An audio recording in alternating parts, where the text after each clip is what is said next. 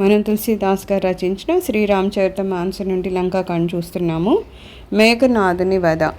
రఘుపతి చరణనాయి సిరు చలెవు తురంత అనంత అంగద నీలమయందనల సంగ సుభట హనుమంత. శ్రీ రఘునాథుని చరణాలకు శిరసా ప్రణమిల్లి శేషావతారుడైన లక్ష్మణుడు వెంటనే రణభూమికి చేరుకున్నాడు. అతనితో పాటు అంగదుడు, నలుడు, నీలుడు, మయందుడు, హనుమంతుడు మొదలైన మహాయోధులు కూడా వెళ్ళారు. जाई कपिह सो देखा वैसा आहुति दे तरुधिर अरु भैसा किन कपिह सब जज्ञ विदंसा जब न उठई तब करहि प्रशंसा तदपि न उठई दरेहि कछ जाई लातहि हति हति चले पराये लय त्रिशूल धावा कपि भागे आये जहाँ रामानुजागे आवा परम क्रोध कर मारा गर्ज घोर रव बारहि बारा कोपि मरुत सुत अंगद धाये हति त्रिशूल उरा धरनि गिराये प्रभु कहा चाड़ेसी शूल प्रचंड सरहति कृत अनंत जुग खंड उठि बहोरी मारुति जुबराजा हतहि कोपि तेहि घावु न बाजा फिरे वीर रिपु मर इन मारा तब धावा करी घोर चिकारा आवत देखि क्रुद्ध जनु काला लचि मन छाड़े बिसिख कराला देखसि आवत पबि समबाना तुरत भयउ खल अंतरधाना विविध वेश धरि करहि लराई कबहु क प्रकट कबहु दूरि जाई देखि अजय रिपु डर पे कीसा परम क्रुद्ध तब भयउ अहिंसा लचि मन मनास मंत्र दृढ़ावा यही पापी ही मैं बहुत खिलावा सुमिर कौशलाधीश प्रतापा सरसंधान कीन्ह करिदापा छाड़ा बान माजवुर लागा मरते बार కపటు సభత్యాగా. వానరులు వెళ్ళి చూడగా మేఘనాథుడు దున్నపోతులను ఆహుతగా ఇస్తూ ఉన్నాడు. రక్తంతో హోమం చేస్తున్నాడు. వానరులు వాణి యజ్ఞాన్ని ధ్వంసమనొచ్చారు. అయినను అతడు యజ్ఞపీఠం నుండి లేవలేదు. అప్పుడు వారు అతన్ని వ్యంగ్యంగా పొగడుతున్నారు. ఈ వ్యంగ్యోక్తులకు అతడు చలించలేకున్నాడు. అప్పుడు వారు అతని కేశాలను పట్టుకొని కాళ్లతో తన్ని పరిగెత్తారు. త్రిశూలంతో అతడు వారిని వెంబడించగా వారు లక్ష్మణుని కడకు చేరుకున్నారు. మేఘనాథుడు మిక్కిలి క్రోధావేశాలతో భయంకరంగా గర్జిస్తున్నాడు. పవనసుతుడును అంగదుడును కోపంతో వాణ్ణి ఎదుర్కొంటున్నారు. అతడు వారి గుండెలపై త్రిశూలంతో కొట్టి నేలపై పడిపోన్నట్లు చేశాడు. అనంతరము అతడు త్రిశూలాన్ని లక్ష్మణ్పై విసిరాడు.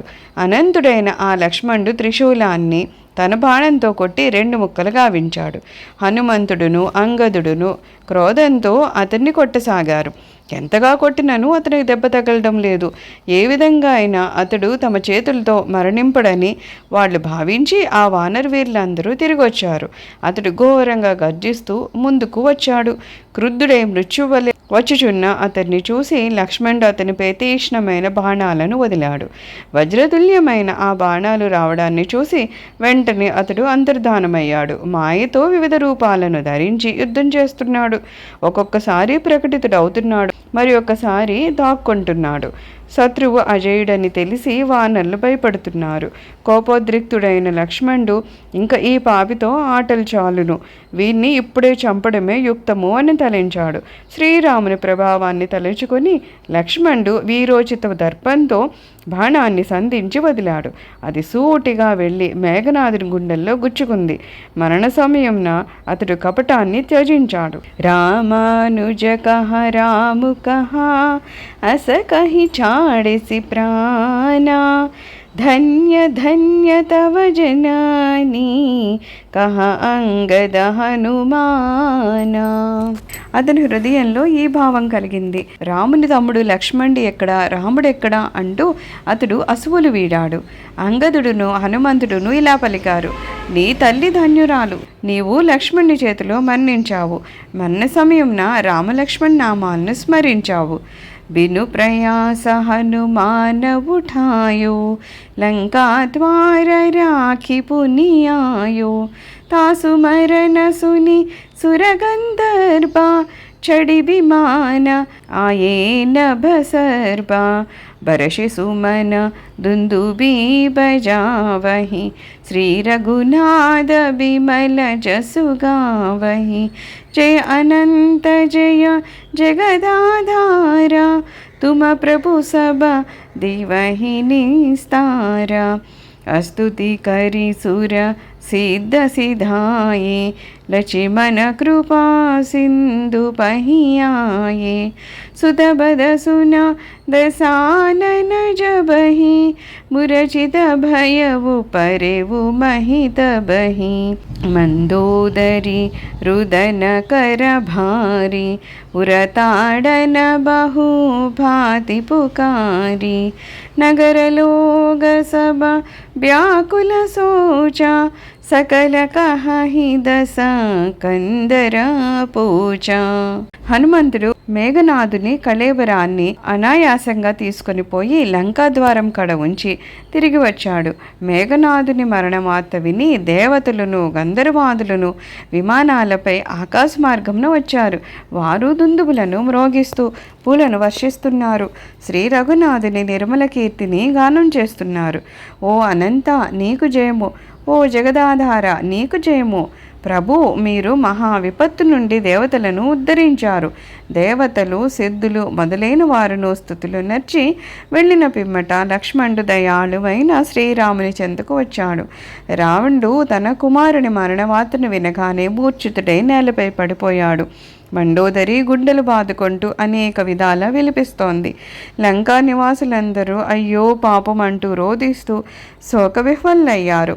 రావణుడు పరమనీచుడని తిట్టసాగారు. తబదస కంఠ బిబిది విధి సముచాయి సబనారి, నశ్వర రూపా జగత సభా దేకహు హృదయ బిచారి.